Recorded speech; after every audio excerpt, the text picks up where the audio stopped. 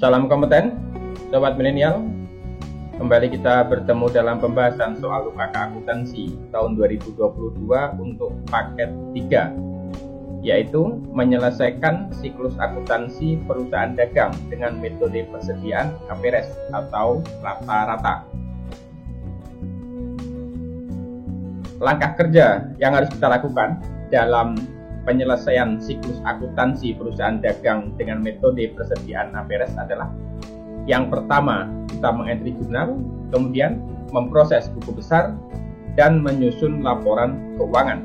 Dan pada sesi ini, kita akan membahas tentang entry jurnal. Jurnal yang harus kita kerjakan di sini sudah ditentukan, di mana yang pertama adalah jurnal pembelian, kemudian yang kedua jurnal penerimaan kas, jurnal umum, jurnal penjualan, jurnal pengeluaran kas, jurnal kas kecil, kartu persediaan, kemudian buku besar pembantu utang dan piutang. Kemudian di sini ada identitas perusahaan, yaitu PT Jaya Tama. Jadi inilah nama perusahaan yang akan kita lakukan pekerjaannya untuk proses akuntansi. Pada intinya, kebijakan akuntansi yang diterapkan oleh PT Jaya Tama adalah: yang pertama nanti sistem persediaan menggunakan metode average, kemudian kas kecil menggunakan sistem dana tidak tetap, penghapusan piutang menggunakan metode penghapusan tidak langsung, kemudian penyusutan aset menggunakan metode garis lurus. Secara detail, kebijakan akuntansi dapat saudara baca pada naskah soal ini yang bisa saudara unduh pada deskripsi video ini.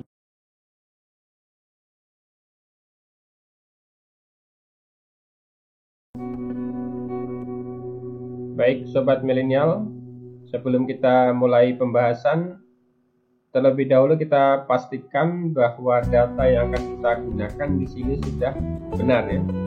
Jadi yang pertama di sini ada trial balance per 30 November 2021. Dapat kita lihat di sini bahwa saldonya atau jumlah debit dengan kredit sudah balance.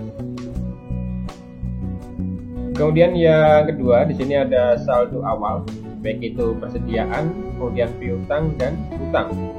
Jadi untuk saldo awal ini perlu kita cross check dengan saldo akun yang ada dalam neraca saldo dan jumlahnya harus sama. Yang pertama di sini untuk persediaan atau merchandise inventory. Berdasarkan daftar persediaan di sini saldonya adalah 432.187.500. Kita cek apakah sama dengan jumlah yang ada di neraca. Kita lihat untuk merchandise inventory ini ya, 0 selisihnya ya, artinya sudah sama. Kemudian yang kedua untuk piutang dagang, di sini ada 696.850.000. Kita cek dengan yang ada di neraca apakah sama atau tidak. Account receivable ya, 0 selisihnya, artinya sudah sama. Kemudian yang berikutnya di sini untuk hutang 622.218.750. Kita cek dengan saldo akun yang ada di neraca saldo. Akun payable ya, ini sama. 0 selisihnya, artinya sudah sama. Kemudian jika sudah sama, untuk saldo awal ini kita catat terlebih dahulu ke masing-masing komponen. Yang pertama untuk daftar persediaan ini kita catat dalam inventory card atau kartu persediaan. Yang pertama di sini ada lemari panjang tipe 1 45 unit, harganya 4.062.500 per unitnya. Kita masukkan ke dalam inventory card di sini ya. Desember tanggal 1, beginning balance atau saldo awal. Jadi langsung kita masukkan di kolom saldo sini ya. 45 unit, 4.062.500 per unitnya. dan jumlahnya Rp182.812.500, sama dengan yang ada di saldo awal ini. Kemudian yang kedua, di sini untuk lemari panjang 42 unit, harganya Rp5.937.500. Kita masukkan juga ke dalam inventory card-nya. Ini untuk persediaan yang kedua. Lemari panjang tipe 2 ya, tanggal 1, beginning balance. Ini saldonya 42 unit, Rp5.937.500. Dan jumlahnya Rp249.375.000, sama dengan yang ada di daftar persediaan ini. Kemudian yang berikutnya untuk piutang per customernya ini perlu kita masukkan juga ke dalam subsidiary ledger akun receivable atau buku besar pembantu piutang. Karena nanti dalam entry jurnal ini kita akan langsung membuat atau memposting buku besar pembantu, baik itu pembantu utang maupun piutang. Jadi terlebih dahulu saldo ini harus kita masukkan. Jadi yang pertama ada toko Armida, ya. Ini sudah masuk semuanya. Ini toko Armida, saldo awalnya 249.768. Kemudian toko Lavender, ini saldo awalnya. Kemudian toko Marvelo, kemudian berikutnya toko Birlan. Jadi ada 4 customer sesuai dengan data yang ada di sini. Kemudian yang berikutnya di sini untuk saldo hutang. Ini pun kita masukkan ke dalam buku besar pembantu hutang. Yang pertama ada PT Dirama, kemudian ada PT Andara. Ini masing-masing saldonya. Jadi kita masukkan di sini ya, di saldo awal PT Dirama di sebelah kredit. Kemudian ini PT Andara, saldo awalnya di sebelah kredit. Kalau piutang tadi saldonya di sebelah debit ya. Kemudian jika sudah untuk saldo awal, berikutnya baru kita melakukan pencatatan transaksi. Di sini yang pertama nanti ada jurnal pembelian atau purchase journal. Kemudian ada jurnal penerimaan kas atau cash receipt journal. Kemudian ada jurnal umum atau general journal. Kemudian ada jurnal pengeluaran kas atau cash payment journal. Kemudian ada jurnal penjualan atau sales journal. Kemudian nanti ada buku petty cash. Dan berikutnya ada inventory card yang sudah kita masukkan saldo awalnya tadi. Kemudian ada subsidiary ledger untuk akun receivable dan ini untuk akun payable. Jadi inilah yang akan kita kerjakan dalam entry jurnal. Jadi kita masuk transaksi yang pertama, di mana di sini untuk dokumen 01, buktinya adalah bukti kas keluar. Dibayarkan bagian gaji dan upah Rp31.250.000. Pembayaran gaji karyawan bulan November 2021. Pencatatan yang digunakan oleh PT Jayatama di sini adalah accrual basis. Artinya untuk gaji bulan November ini sudah dibuat penyesuaian di 30 November dan dapat kita lihat dalam neraca saldo per 30 November ini ada akun yang namanya accrued expense. Artinya ini beban terutang sebesar Rp31.250.000. Ini sama dengan jumlah gaji ini. Berarti gaji ini sebelumnya sudah diakui di 30 November. Maka untuk pembayarannya bukan lagi dibebankan kepada beban gaji, tapi dibebankan ke akun ini, accrued expense. Kita catat dalam payment cash journal. Di sini untuk tanggal kita buat tanggalnya adalah tanggal 1 Desember. Kemudian invoice number kita buat di sana untuk bukti kas keluarnya. Kemudian description kita buat di sini keterangannya adalah bagian gaji dan upah. Kemudian kita masuk ke kolom debitnya di order ini. akunnya di sini kita buat akunnya adalah accurate expense sesuai dengan yang ada di neraca saldo ini tadi. Kemudian jumlahnya kita masukkan di total ini sebesar 31.250.000 dan di kreditnya di sini cash in bank sebesar 31.250.000. Jadi ini transaksi yang pertama ya. Kemudian jika sudah, jangan lupa untuk dokumen transaksi ini dilakukan penandatanganan, karena penandatanganan di sini masuk dalam unsur penilaian uji kompetensi. Dan kita lanjutkan ke transaksi yang kedua, di mana di sini adalah bukti kas masuk diterima dari Seni Andrea 1.875.000 rupiah, pelunasan piutang karyawan tertanggal 21 November 2021 atas nama Seni Andrea. Berarti kita masuk atau kita catat dalam jurnal penerimaan kas atau kas receipt journal. Tanggalnya di sini kita buat tanggal 2 Desember. Kemudian invoice numbernya kita buat bukti kasnya ini. Dan untuk deskripsinya di sini bisa kita buat karyawan, karena di sini diterima dari karyawan. Dan jumlah ini di debitnya dia akan masuk ke dalam kolom cash in bank karena penerimaan kas ya.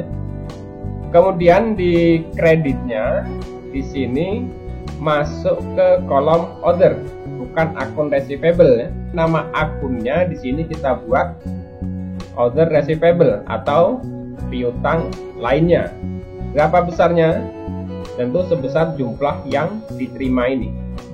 Jadi antara debit dan kredit ya, balance-nya sama-sama 1.875.000. Kemudian jika sudah bukti transaksi, kita lakukan penandatanganan dan kita lanjutkan ke transaksi yang ketiga. Di sini adalah bukti kas keluar dibayar kepada PT Andara 316.098.750 rupiah, pelunasan utang dagang atas pembelian kredit tanggal 23 November 2021 dan termin 3/15 N45. Artinya di sini akan mendapat potongan 3% jika dibayar kurang atau sama dengan 15 hari setelah transaksi. Berarti transaksinya tanggal 23. Kalau dibayar tanggal 4, artinya dia belum lewat 15 hari. Berarti akan mendapat potongan. Potongannya berapa persen? Tentu di sini 3%. Berapa jumlah utang yang dibayar? Kita dapat melihat dari sini saldo awal akun payable. Kita lihat supplier dari PT Andara. Sesuai dengan tanggal yang dibayar, di sini adalah transaksi 23 November 2021. Berarti ini transaksi 23 November 2021. Besar utangnya adalah 325.875.000. Jadi inilah jumlah utang yang dibayar oleh PT Jayatama. Berarti kita buat dalam jurnal pengeluaran kas. Jadi kita tulis tanggalnya di sini, tanggal 4. Kemudian untuk invoice numbernya kita buat sesuai dengan bukti ini. Dan deskripsinya bisa kita buat nama perusahaan. Kemudian ini akan masuk ke dalam kolom akun payable di sebelah debitnya sebesar 325.875.000. Mengapa ini berbeda? Karena di sini sudah diterima bersih setelah dikurangi potongan 3%. Kemudian di kreditnya di sini akan masuk cash in bank sebesar 316.098.750 rupiah, dan selisihnya tadi masuk dalam akun lainnya atau order akun namanya purchase diskon atau potongan pembelian. Berapa besarnya? Tentu 3% dari jumlah utang. Karena tadi utangnya adalah 325.875.000, maka potongannya sebesar 3% dari jumlah utang ini. Jika kita hitung secara manual lagi, sama dengan 3% dikalikan dengan jumlah utangnya ini, sama ya, 9.776.250. Dan jumlah utang ini setelah dilakukan pembayaran harus kita catat dalam buku besar pembantu hutang PT Andara. Kita masukkan di sini PT Andara ya. Kita buat tanggalnya tanggal 4. Kemudian keterangan atau deskripsinya kita buat pembayaran atau payment di sebelah debit sebesar 325.875.000. Jadi sebesar saldo awal ini. Berarti sekarang saldonya, karena sebelumnya di sebelah kredit, sekarang di debit, berarti dikurang, maka menjadi 0. Berarti hutang kepada PT Andara sekarang tidak ada lagi. Kemudian jika sudah dilakukan pencatatan, jangan lupa bukti transaksi dilakukan penanda tanganan. Dan kita lanjutkan transaksi yang keempat, voucher kas kecil tanggal 5 ya, dibayar kepada toko serba ada 1.218.750 rupiah. Berarti kita langsung fokus ke petty cash atau kas kecil. Tanggal di sini kita buat tanggal 5. Kemudian invoice number kita buat buktinya ini. Dan deskripsinya kita buat di sini adalah pembelian perlengkapan sesuai dengan keterangan ini. Kemudian akun yang kita pakai di sini, karena di sini merupakan perlengkapan, maka kita catat dalam akun office supplies atau perlengkapan kantor. Berapa jumlahnya? Kita masukkan jumlah yang dibayar ini, yaitu 1.218.750 rupiah. Dan di kreditnya tentu adalah petty cash sebesar 1.218.750 rupiah. Dan jika sudah selesai, jangan lupa untuk bukti transaksi di tanda tangan. Dan kita lanjutkan ke transaksi yang nomor 5, di mana di sini terjadi penjualan. Karena di sini yang mengeluarkan faktur adalah PT Jaya Tama kepada toko Lavender. Artinya PT Jaya Tama menjual kepada toko Lavender. Tanggalnya tanggal 6. Kemudian ini terminnya 2/10 N30. Nama barang lemari panjang tipe 1 20. Kemudian lemari panjang tipe 2 18. Ini harga per unitnya. Kemudian ini total harga. Dan jumlah penjualan 263.375.000. PPN 10% dari jumlah, sehingga totalnya menjadi 289.712.500. Ini berarti nanti akan ada 4 pencatatan ya. Jadi yang pertama nanti masuk dalam jurnal penjualan mengakui piutangnya ini. Kemudian akan masuk dalam inventory card mencatat persediaan yang keluar. Kemudian akan masuk dalam general journal mengakui harga pokok penjualan. Dan yang terakhir masuk dalam subsidiary ledger akun receivable mencatat piutang kepada toko Lavender. Sekarang yang pertama kita catat dulu dalam sales journal atau jurnal penjualan. Kita buat di sini bulannya bulan Desember, kemudian tanggalnya tanggal 6. Dan untuk invoice number kita ikuti yang ada dalam bukti transaksi ini 71-PJ. Dan untuk deskripsi kita masukkan di sini penjualan toko Lavender. Kemudian Di kolom debit di sini akan masuk dalam akun receivable sebesar jumlah total ini 289.712.500, dan di kolom kredit akan masuk dalam sales of merchandise sebesar jumlah ini 263.375.000, dan di kolom paid out-nya kita masukkan sebesar PPN ini 26.337.500 rupiah. Selanjutnya, jika sudah kita catat dalam sales journal, kemudian kita akan mencatat ini ke dalam kartu persediaan atau inventory card. Tanggalnya kita buat sesuai transaksi tanggal 6, kemudian invoice number-nya kita buat sesuai bukti transaksi ini, dan deskripsinya di sini kita buat sales toko lavender.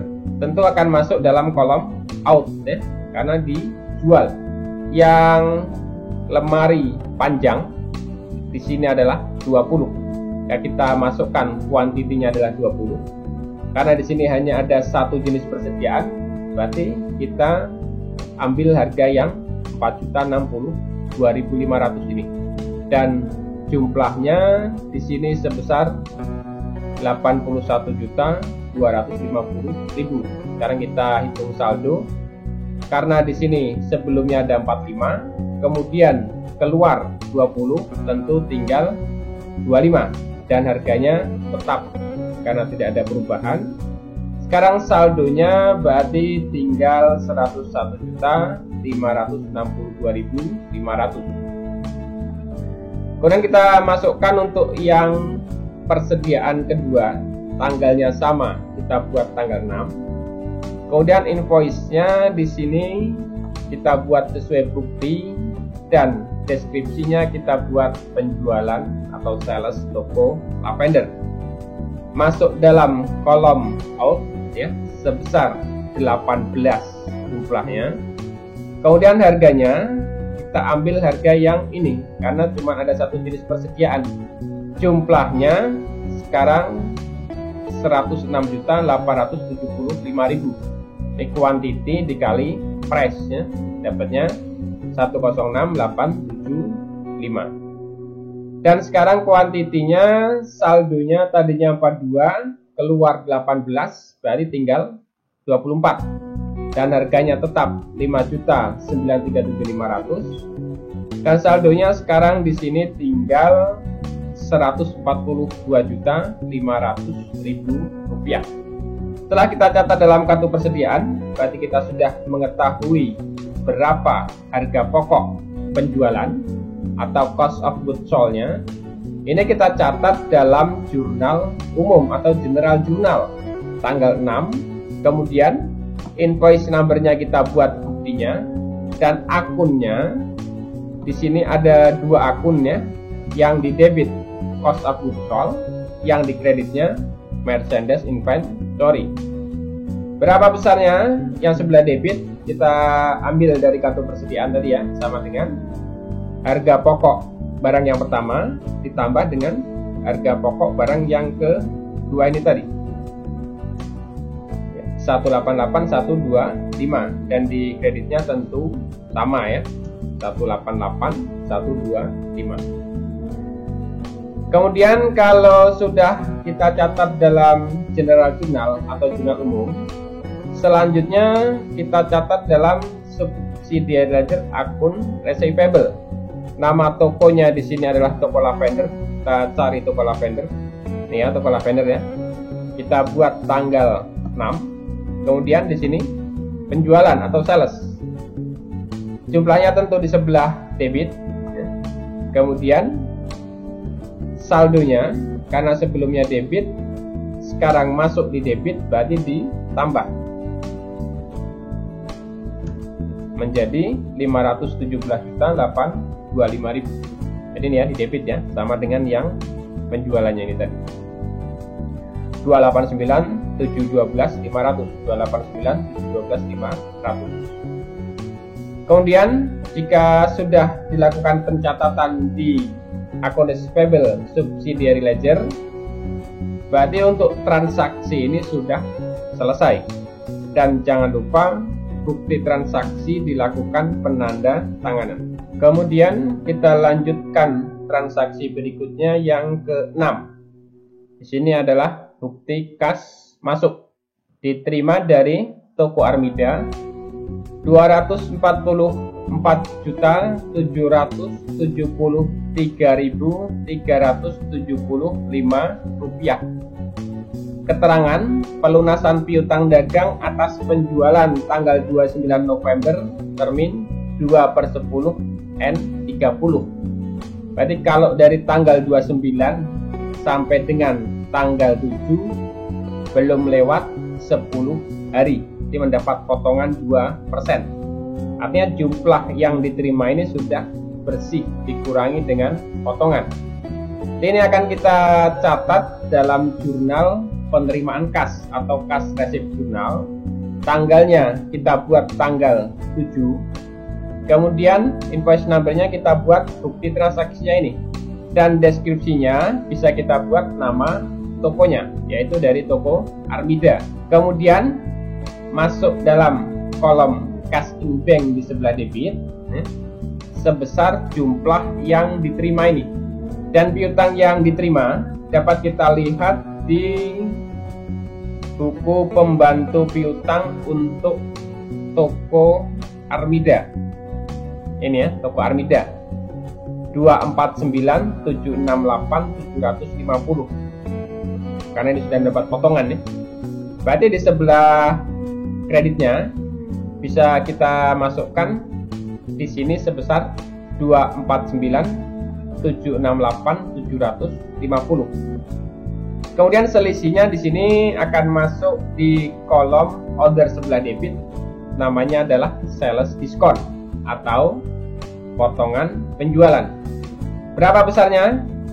Tentu sebesar 2% dari piutang yang diterima. Berarti dari sini. Maka di sini akan diperoleh angka sebesar 4.995.375 rupiah. Ini hitungannya adalah 2% dikali dengan 249.768.750. Jadi antara debit dan kredit balance-nya, karena jumlah yang dikredit 249.768.750 dan di debitnya ada dua, cash in bank dengan order ini, sales discount. Kan jika kita hitung ini jumlahnya 249.768.750 sama dengan ini ya. Kemudian jika sudah kita catat dalam kas resip jurnal, berikutnya kita masukkan dalam buku besar pembantu piutang ini, toko Armida. Tanggalnya kita buat tanggal 7. Kemudian untuk deskripsi bisa kita buat resip atau penerimaan. Dan ini masuk kolom kredit sebesar 249.768.750. Karena dalam kas resip jurnal di sini piutangnya di sebelah kredit. Dan sekarang saldonya karena sebelumnya debit, ini masuk kredit menjadi dikurang 0. Dan jika sudah dilakukan pencatatan, jangan lupa bukti transaksi ditandatangani. Dan kita lanjutkan ke transaksi yang ke-7. Di mana di sini ada nota kredit kepada toko Lavender. Ini yang mengeluarkan adalah PT Jayatama ya, kepada toko Lavender. Artinya kalau nota kredit berarti di sini terjadi retur penjualan atas barang yang pertama, lemari panjang tipe 1 unit.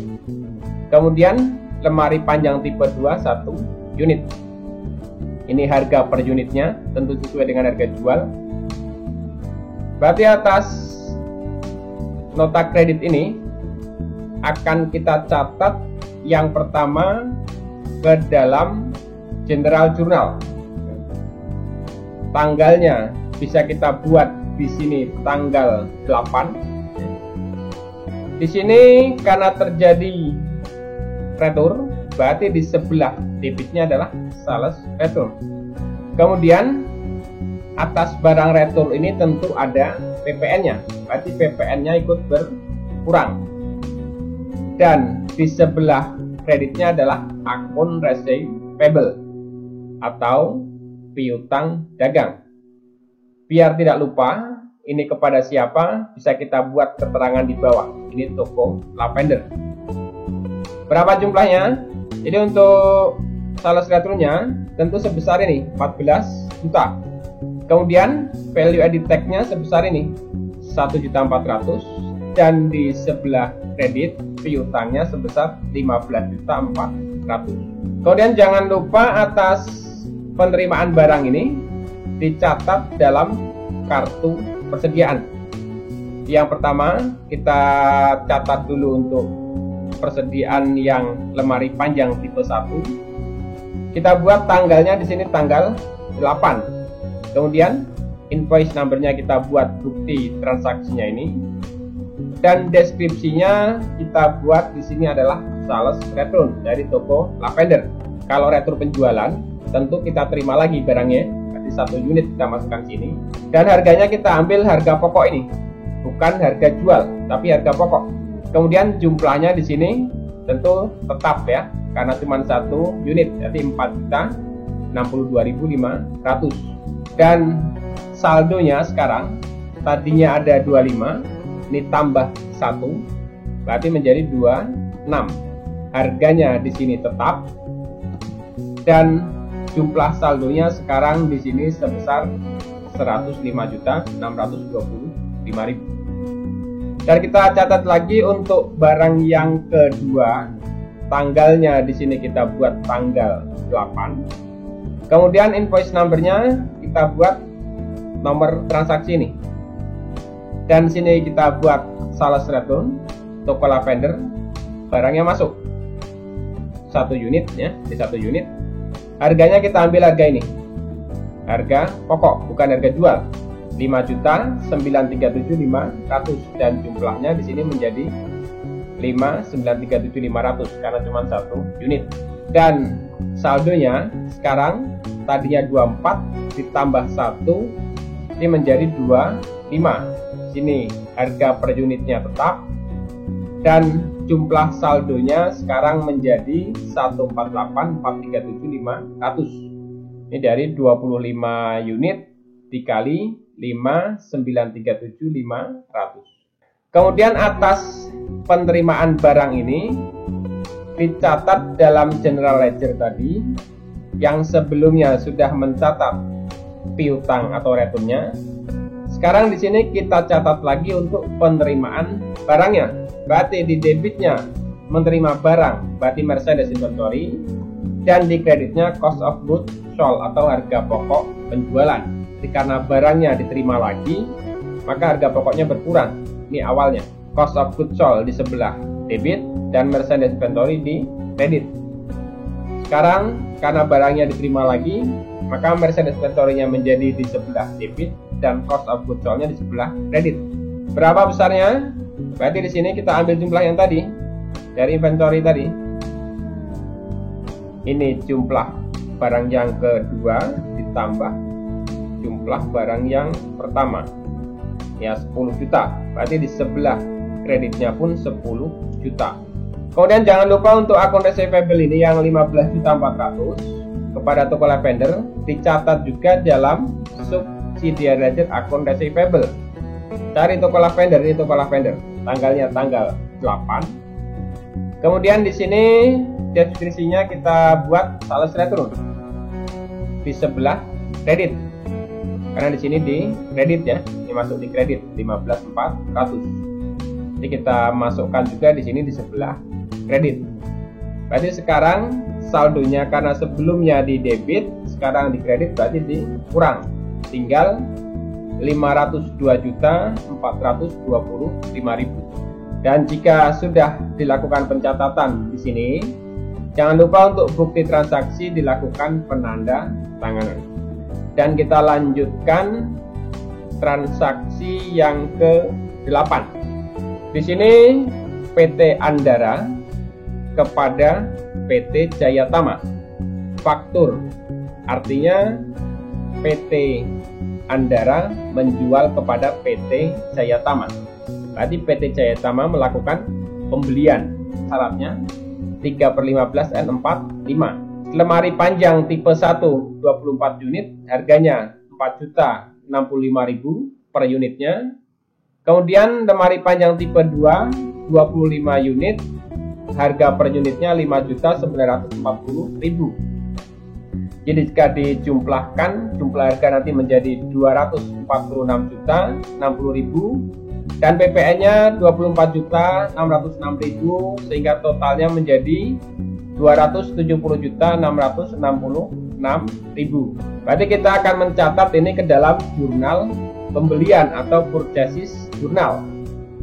Jadi kita buat tanggalnya di sini adalah tanggal 9. Kemudian invoice number-nya kita masukkan ini, nomor buktinya, dan deskripsinya bisa kita buat pembelian PT Andara, dan jumlah persediaannya di sini di sebelah debit sebesar ini 24660. Kemudian yang 24.606.000 ini masuk dalam paid-in atau pajak pertambahan nilai masukan, dan di sebelah kreditnya akun payable sebesar 270.666.000. Kemudian jika sudah kita catat dalam jurnal pembelian, selanjutnya kita catat dalam kartu persediaan di tanggalnya. Di sini kita buat tanggal 9 sesuai dengan transaksi. Kemudian invoice number kita buat ini bukti transaksinya, dan deskripsinya di sini kita buat purchases dari PT Andara. Kalau pembelian tentu barangnya masuk ya, in sebesar ini untuk tipe 1 24, dan harganya di sini adalah 4.065.000. Jumlahnya 97.560. Atau kita bisa mengalihkan 24 dikali 4.065.000. Dan saldonya sekarang kita tidak bisa menggabungkan antara persediaan sebelumnya dengan yang baru masuk ini, karena harganya di sini berbeda. Berarti yang pertama kita tulis dulu untuk persediaan yang sudah ada ini, ya. Baru kita masukkan barang yang baru kita beli, yang 24 unit ini dengan harga 65.000. Maka kita masukkan di sini 24.4065, ini jumlahnya. Ini sekarang saldonya ada 2 jenis persediaan. Kemudian kita masukkan untuk lemari tipe 2, sama untuk tanggal di sini kita buat tanggal 9. Kemudian invoice-nya kita masukkan nomor buktinya ini, dan untuk deskripsi kita masukkan di sini purchases PT Andara. Jumlah untuk tipe 2 adalah 25, ini 25. Kemudian harganya kita masukkan sesuai dengan harga beli ini, 5.940.000. Dan jumlahnya di sini adalah 148.500.000. Sama ya, 148.500.000. Dan saldonya di sini sama dengan persediaan sebelumnya, tidak bisa digabung karena harganya berbeda. Saldonya kita ambil yang pertama yang 25 unit ini dengan harga 5.937.500. Kemudian yang kedua kita ambil yang barang baru masuk ini 25 unit dengan harga 5.940.000. Jadi sekarang ada 2 jenis harga untuk saldo persediaan. Kemudian jika sudah kita catat dalam kartu persediaan, selanjutnya atas utang ini, karena di sini tadi terjadi utang ya, sebesar 270.666.000, kita catat dalam buku besar pembantu hutang atau akun payable. Kita cari untuk suppliernya adalah PT Andara, ini ya, PT Andara ya. Kita buat di sini tanggalnya tanggal 9.